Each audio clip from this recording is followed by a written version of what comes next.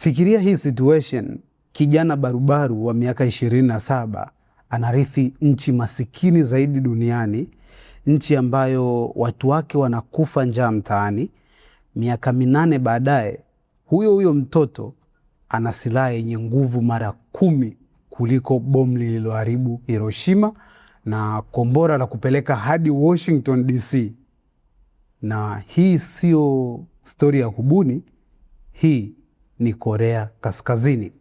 Lakini ili kuelewa jinsi ilivyowezekana, lazima turudi nyuma, sio miaka 8 ila miaka 70, hadi kwenye siku moja ambayo mji ulifutika kabisa duniani, somo ambalo halikusahaulika kamwe.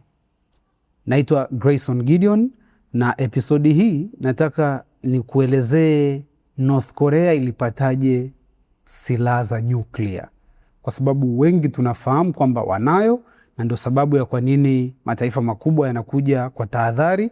Ndio sababu labda hakijampata Kim Jong-un kilichompata Ayatollah Khomeini na wenzake wengi. Bado nazidi kuona mchango mkubwa wa subscriber wangu, lakini pia wewe ambaye bado unajishauri kuhusiana na issue ya kusubscribe, lakini kuna kitu cha sekunde 3 tu unaweza ukafanya wakati unaangalia hii video, ukabonyeza like, na ukiweza pia ukacomment ukimaliza kuiangalia, inakuwa inasaidia kinoma hii channel na kufikia hii ndoto yangu ya kuja kuwa na channel yenye subscribers 100,000, na haya madini nitakuwa nawaletea kila siku.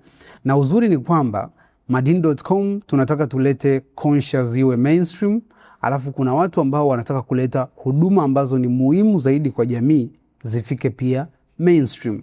Mfano, kusoma udereva ukiwa hapo ulipo. Yani tunaokoa ule muda wa kwenda darasani kusoma theory ya udereva wakati tayari wewe una issue nyingine unafanya.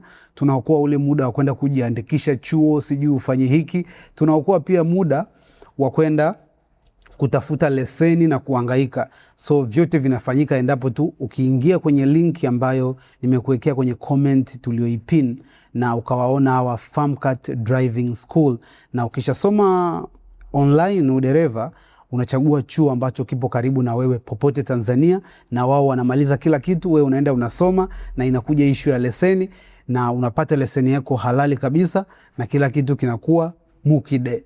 So kama unaiamini Madini.com na haya tunayokuletea, unaweza ukawaamini pia Farmcat Driving School kwa mambo yote yanayohusu taaluma ya udereva. Sasa ni kuingize North Korea kwa Ankali Kiduku Kim Jong-un. Ilikuwa ni Agosti 6 mwaka 1945, bomu moja tu la Marekani likaanguka Hiroshima. Ndani ya sekunde mji mzima ukatoweka, dunia ikatikisika. Siku 3 baadaye kikaumana Nagasaki. Maelfu ya kilomita mbali kuna kijana mmoja alikuwa anatazama kwa makini. Kim Il-sung akapata somo ambalo lingeongoza kila uamuzi wake kwa miongo kadhaa iliyofuata. Taifa lenye bomu la nyuklia haliwezi kuangamizwa. Taifa lisilo nalo kama Japan linaweza kupigwa na kitu hicho chenye ncha kali. Korea ilipogawanyika baada ya vita ya pili ya dunia, ambayo tulikuelezea vizuri sana kwenye episodi yetu hii, utakuwa unaziangalia hizi video kila nikiwa na rifaa, kwa sababu ndo namna pekee ya kuelewa hizi updates. Sitakuwa nakupa kila kitu. Ukihitaji kila kitu inabidi ufuatilie picha linaanza kwenye update na kupitisha tu kwenye hizi situation moja moja, lakini tunakuwa tumezielezea deep kwenye masomo yetu ya nyuma. Na vita hii ya Korea ambavyo vilianza 1950 hadi 53 bila mkataba wowote wa amani, walisema tu tunasitisha mapigano. Kwa hiyo technically au kisheria hadi leo Korea Kaskazini na Kusini zipo vitani. Kwa hiyo mwamba akaamua jambo moja, yeye naye anatakiwa aweze kupata nuclear mchuzi mixi. Kwa miaka mingi dunia haikuwa inamtazama Kim Il-sung. Aliwatuma wanasayansi wake kwenye Umoja wa Kisovieti kimya mwaka 1956. Miaka 7 baadaye, mainjinia wa Kisovieti walijenga kinu cha kwanza cha utafiti kwenye hili bonde ambalo limejificha milimani mahali panapoitwa Yongbyon. Aliomba silaha moja kwa moja Moscow, wakakataa. Akaomba Beijing, wakakataa pia. Kwa hiyo hapa ndo dunia ikaanza kusema okay, huyu mwamba kumbe anataka silaha. Hata hii teknolojia, unajua mtu mwanzo amekuambia naomba watu wangu waje wasome kuhusiana na kitu fulani, ni kwa matumizi ya amani, alafu baadaye unashangaa anakuambia oya blaza, sikiliza, kwa nini usinipe kabisa silaha ambayo imekamilika niwe nayo? Wakamkatalia. Lakini Kim hakuwa na haraka, alijenga msingi kipande kimoja baada ya kingine, na kwa uvumilivu mkubwa, kama mtu alijua kwamba atakufa kabla ya ndoto yake kutimia. Alijua kuna mtoto yupo na muandaa, na endapo nisipoitimiza hii ndoto, yeye ataendelea nayo. Kufikia 1950 msingi ule ule ulikuwa umeshakuwa kitu tofauti kabisa. Kinu chenyewe kilikuwa na uwezo wa kuzalisha plutonium ya kutosha kutengeneza silaha halisi. Ukifuatilia episodi yetu ya kuhusiana na silaha za nyuklia, utaelewa deep jinsi ambavyo wanavyotengeneza bomu la plutonium, sijui unavyosikia uranium, unavyosikia kuna hizi elements ambazo zinaweza kutengeneza nishati kubwa ya mlipuko, na ndio kitu ambacho walikuwa wanakifanya hapa North Korea. Sasa wakati wakiwa kwenye hayo mambo miaka 80 yote kuja mpaka 90, walikuwa chini ya mwamvuli wa Soviet. Wakati huo USSR ndio baba lao duniani. Then kikaumana. 1991 umoja wa Kisoviet ukaanguka. Tulikuletea hii simulizi yake kwenye episodi zetu za nyuma. Usiku mmoja Korea Kaskazini ikapoteza sponsor wake, ikapoteza mlinzi wake mkuu. Misaada ikakauka, uchumi ukadrop, watu wakaanza kufa na njaa mitaani. Moja ya majanga makubwa zaidi ya karne ya 20 yalitokea hapa, na haya pia tulikuelezea kwenye episodi yetu ya Picha Linaanza kuhusiana na hii familia ya Kim Jong Un. Kimantiki, hii ndio ingekuwa wakati wa kuachana na mradi wa gharama kubwa wa nyuklia na kufocus kwenye ishu za kusaidia kurejesha uchumi na maisha ya wananchi. Lakini kwa Uncle Kim Il-sung mwenda zake ilikuwa vice versa. Hofu ilimfanya aendelee kushikilia ndoto yake kwa nguvu zaidi. Mwaka 1985 alisaini mkataba wa kimataifa wa kuzuia silaha za nyuklia wanaoita NPT. Lakini aliweka saini tu. Miaka 7 iliyofuata alikuwa anawazuia wakaguzi wasiingie Yongbyon. Kumbe wauni kule wanatengeneza nuclear mchuzi mix. Walipoingia baadaye, baada wamesha seti mambo yao vizuri, mwaka 92 walikuta ukweli mchungu. Taarifa rasmi za Korea Kaskazini hazikuendana na kile walichokuwa wanakiona kwa macho yao. Plutonium ilikuwa imefichwa. Mwaka 1993 Korea Kaskazini ikaona mnatuandama na mnataka kusema tumeficha plutonium, haya basi. Ikatishia kujiondoa kwenye mkataba. Rais wa zamani wa Marekani Jimmy Carter akakwea mwewe Pyongyang akiwa na lengo la kuokoa situation. Wakafikia kile ambacho kinafahamika kama agreed framework. Korea Kaskazini isimamishe mpango wa plutonium, Marekani itoe mafuta ya msaada wa vinu vya umeme. Na kulikuwa pia na kwamba kuna maji fulani hivi ambayo yana uwezo wa kutoa nishati ya umeme kwa nchi, lakini hayana uwezo wa kutengeneza nyuklia. Ndiyo teknolojia ambayo Marekani ilitakiwa iwape North Korea, kwamba nyinyi lengo lenu si mnasema mna viwanda, kwa hiyo mnahitaji nishati kubwa. Sawa, tutawapa system itakayowape hiyo nishati, lakini sio plutonium wala uranium. Ulimwengu ukapumua kwa unafuu baada ya hiyo agreed framework. Lakini ambacho walijua hawajui ni kwamba wakati huo huo kimya kimya Pyongyang ilikuwa tayari imeanzisha njia ya pili ya siri kabisa ya kufikia bomu hili kwa kutumia uranium badala ya plutonium. Kuna sehemu ya hii story ambayo mara nyingi haisimuliwi vizuri, na inahusisha jina la Dr. Abdul Qadir Khan. Huyu alikuwa ni mwanasayansi anayefahamika pia kama baba wa bomu la nyuklia la Pakistan. Alisoma Ulaya, akafanya kazi kwenye kampuni ya Urenco ambayo ni ya Uholanzi, iliyokuwa ikishughulikia teknolojia ya kuboresha uranium, wanaita uranium enrichment. Na huku ndiko ambapo mwamba inadaiwa aliiba michoro na maarifa ya siri ya jinsi ya kutengeneza mashine za centrifuge, vifaa muhimu zaidi vya kuboresha uranium hadi kufikia kiwango cha silaha ya nyuklia. Ukisikia hizi mashine nilikuelezea kwenye episode za nyuma, unaziona hata jina lake ni centrifuge, kwamba ni mashine ambayo inazunguka kwa spidi fulani kubwa sana, na ikichukua hizi element za uranium ambazo zipo 3 tofauti, inazitenga. Unajua, unapochukua element, sasa watu wa sayansi ndio mtanielewa zaidi, ukizungusha sana zinaanza kujitenga. Chukulia hata maziwa ya kawaida tu, ukitaka kutoa samli, kuna namna ambayo unaweka kwenye kibuyu. Zamani sisi nyumbani bibi anakuambia mnarushiana kile kibuyu kimefungwa kwenye kamba. Kwa kadri kinavyo move kile kibuyu, maziwa yanajitenga na mafuta. So unaweza ukaelewa jinsi gani ambavyo ukichukua kitu chochote ukikizungusha, elementi zinazotengeneza elementi zinazotengeneza hicho kitu zinaanza kujitenga. Ile inayohitajika kwa ajili ya kutengeneza nini? Kutengeneza hiyo nuclear mchuzi mix inabaki katikati. Kwa hiyo wakiweza kuitenga hiyo sehemu ndogo ya hayo material, wanayahifadhi sehemu, yakifikia kwenye level fulani ndo yanatengeneza bomu.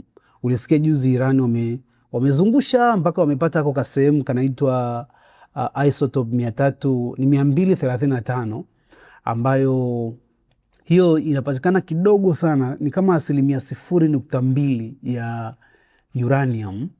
Sasa wakiitoa hiyo kidogo kidogo, wakikusanya hadi ifike 90% ndio bomu, na 2% ndio wanakuwa wanatengeneza nishati ya kawaida ya umeme, na ndio ambayo North Korea wameitumia. Sasa mwaka 1979 huyu mwamba alirudi Pakistan na haya maarifa na taarifa, na akaanzisha mpango wa nyuklia wa nchi yake ambao hatimaye ulizaa bomu la kwanza la Pakistan mwaka 1998.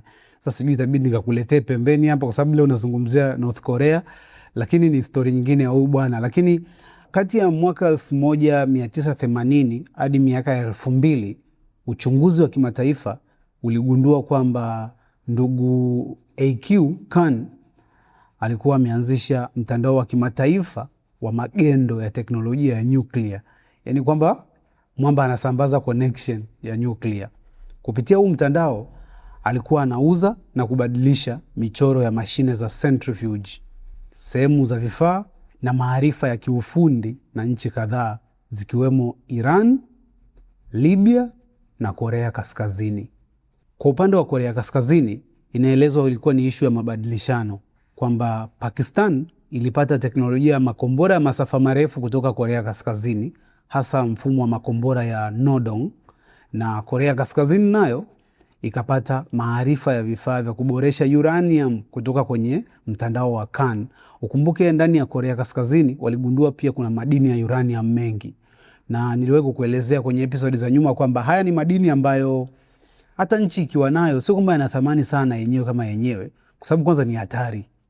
Uweze kuyachimba, lazima uyachimbe na kampuni ambayo tayari na hiyo teknolojia ya kuyahifadhi, kwa sababu yana mionzi hatari.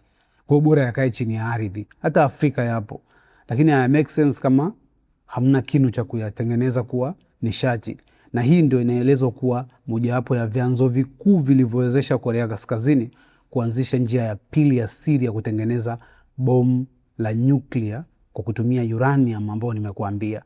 Na hii ilitokea wakati mpango wa plutonium ulikuwa umesimamishwa na yale makubaliano yao na Marekani ya mwaka 90. Sasa mwaka 2004 walipata pressure kubwa ya kimataifa, na Uncle Khan akaonekana rasmi kwenye TV ya taifa nchini Pakistan akikiri hadharani kwamba alihusika na huu mtandao wa magendo wa kuuza connection ya nuclear mchuzi mix. Rais wa wakati huo Bwana Pervez Musharraf alimsamehe mwamba moja kwa moja na akawekwa tu chini ya ulinzi wa nyumbani. Unajua tena ni baba ambaye alitupa sisi ukuu wa nyuklia, usitegemee kwamba angefungwa. Kwa hiyo mwamba hakuwahi kufikishwa mahakamani popote kimataifa, na Khan alifariki mwaka 2021 akiwa bado anaonekana na baadhi ya Wapakistani kama shujaa wa taifa, na kwa wengine duniani kama mtu aliyesababisha moja ya migogoro mikubwa zaidi ya usalama wa nyuklia duniani. Nadhani unaelewa kinachoendelea kati ya India na Pakistan, kwamba sio kwamba India inashindwa kuivamia Pakistan faster, lakini kutokana na kwamba ni taifa lenye nyuklia wote wawili, heshima inakuwepo. Na ndio basic ya kwa nini silaha za nyuklia zilianza. Dunia ilihitaji hatari kubwa kuliko tulionao binadamu, kwa sababu idea tu kwamba nyinyi mna mabomu makubwa kuliko sisi au bunduki kubwa kuliko sisi haimuogopeshi binadamu kuanzisha vita. Ukweli ukafichuka mwaka 2002 baada ya Rais Bush kuwaita Axis of Evil, mhimili wa uovu, na ndo wale wakina Saddam Hussein, wakina Irani wenyewe na wenzao. Korea Kaskazini haikuukana, ikakubali moja kwa moja, na mkataba mzima ukavunjika moja kwa moja. Januari 10, 2003, Korea Kaskazini ikawa nchi ya kwanza na pekee duniani kujitoa rasmi kwenye mkataba wa NPT.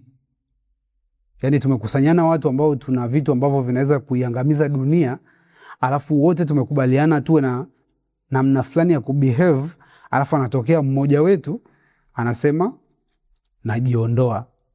Wakaguzi wakafukuzwa.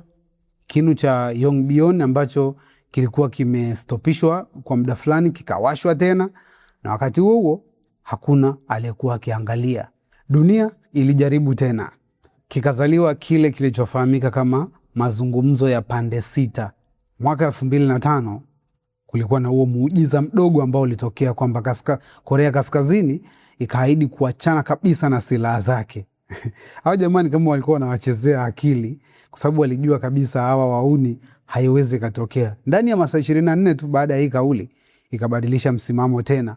Wakasema kwamba haya mazungumzo tumegundua kwamba hawa jamaa wana nia njema na sisi. Oktoba 9, 2006, chini ya mlima wa Hamgyong kaskazini, dunia ikatikisika kwa matetemeko ya ardhi ya aina tofauti. Haya matetemeko yalikuwa ni bandia, yalitengenezwa na binadamu. Nguvu ya mlipuko ambao ulitokea chini ilikuwa ni chini ya kiloton moja tu. Kiloton ni kipimo cha kupima mlipuko. Unajua binadamu ni kama unavyoona maji ni kitu ambacho huwezi kukihesabu, lakini tumeleta story kama za lita na nini ili tuweze kuelewana, right? Kwa hiyo kiloton ndio hivyo wanatumia kwenye when it comes to mlipuko. Mliosoma sayansi mnanielewa. Wataalamu wengi wakaita kama ni nusu kushindwa, kwa sababu unajua idea ya nuclear ni kwamba nishati ipo. Yani ukishachukua zile isotopes ambazo zinaweza kutengeneza kile wanakiita chain reaction, kama umefuatilia episode yetu ya nuclear, utagundua kwamba ili utengeneze bomu, wataalamu wanachokifanya ni kucontrol hiyo nishati. Kwa hiyo ili ufanikiwe ni lazima uwe na uwezo wa kucontrol kwamba ilipuke kwa muda huu ikiwa imefanya. Yani unajua idea ya kucontrol nishati ndio kupata silaha. Kwa hiyo control ndio kitu binadamu anachokitafuta kwenye chochote. Na kitendo cha mlipuko kutokea chini ya ardhi, watu walihisi kwamba hawa jamaa wameshindwa. Lakini ujumbe ulikuwa umefika popote duniani kwamba Korea Kaskazini sasa lilikuwa ni taifa lenye nyuklia. Kim Il-sung mwenyewe hakuweza kuishi kuiona hii siku ambao mlipuko umetokea, kwa sababu alifariki 1994. Ilikuwa ni zamu ya mtoto wake Kim Jong-il, ambaye alishuhudia jaribio hili la kwanza la harakati ambazo zilianzishwa na Mshua, na akaendeleza ndoto ya baba yake kwa kasi zaidi, kwa sababu mwaka 2009 jaribio la pili likafanyika kubwa zaidi, na Korea Kaskazini ikajitangaza rasmi kuwa taifa kamili la nyuklia. 2011 Kim Jong Il akafariki. Mtoto wake Ankali Kiduku Kim Jong Un mwenye umri wa miaka 27 tu akachukua nchi. Wachambuzi wengi duniani wakatarajia kwamba huyu mbona jenzi wetu huyu anaelewa kwamba dunia inahitaji, Korea Kaskazini inahitaji dunia, kwa hiyo atabehave. Walijua hawajui. Kim Jong Un aliona kitu ambacho baba na babu yake hawakukiona kwa uwazi ule ule, kwamba bomu bila kombora la kubebea sio tishio la kweli, ni onyo tu. Kwa hiyo akasukuma pande zote mbili kwa wakati mmoja, kwamba wakati huo tunatengeneza mabomu ya nyuklia, wakati huo tunatengeneza usafiri wa kuyafikisha. Si unajua mabomu yale ya Marekani walikuwa wameyasafirisha kwa ndege. Sasa kwenye dunia sasa hivi unaweza ukabeba ndege yako unapeleka bomu, ka drone kamoja tu kakaja kakakutungua, Kwa hiyo mwaka 2013 jaribio la 3, kichwa cha vita kidogo lakini chenye nguvu, kawa kimefanikiwa kuwekwa kwenye kombora, na hii ilikuwa ni dalili ya kwanza ya kuweza kuichukua hii teknolojia kwenye next step. 2016 mwezi Januari, jaribio la 4.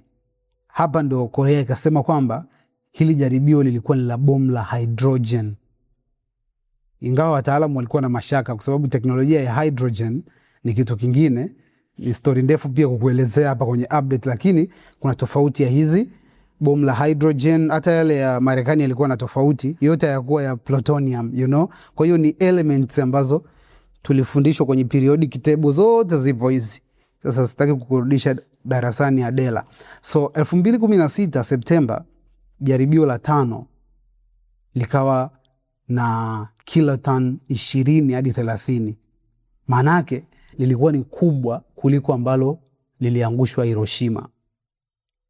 2017 makombora mawili ya masafa marefu, moja likawa na uwezo wa kufika Washington DC, yakawa yamezinduliwa na Ankali Kiduku.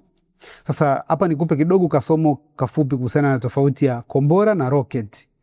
Ni tofauti Yes, rocket ikitoka sehemu moja inaenda kwenye njia iliyonyooka, kwamba kutoka hapa kama ndege inavyoenda, kwamba ina njia yake maalum, ndo tabia ya rocket. Lakini kombora lina uwezo wa kufanya manuva, na ndo maana ndani ya makombora kuna aina pia, kuna ballistic alafu kuna hypersonic. Tutaifuatilia zaidi kwa sababu lengo ni kukuelezea kuhusiana na North Korea. Kwa hiyo hawa jamaa walikuwa wamezindua makombora missile ambayo sasa yana uwezo wa kufika Washington DC.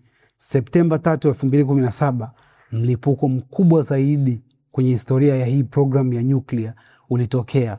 Tetemeko kubwa la kipimo cha 6.3 lilitokea. Hii ni nguvu iliyokadiriwa kuwa na kiloton 250. Maana yake hii ni karibu mara 10 zaidi ya Hiroshima. Korea Kaskazini ilidai ilikuwa ni bomu la hydrogen la thermonuclear iliyotengeneza mahususi kwa ajili ya kombora la masafa marefu.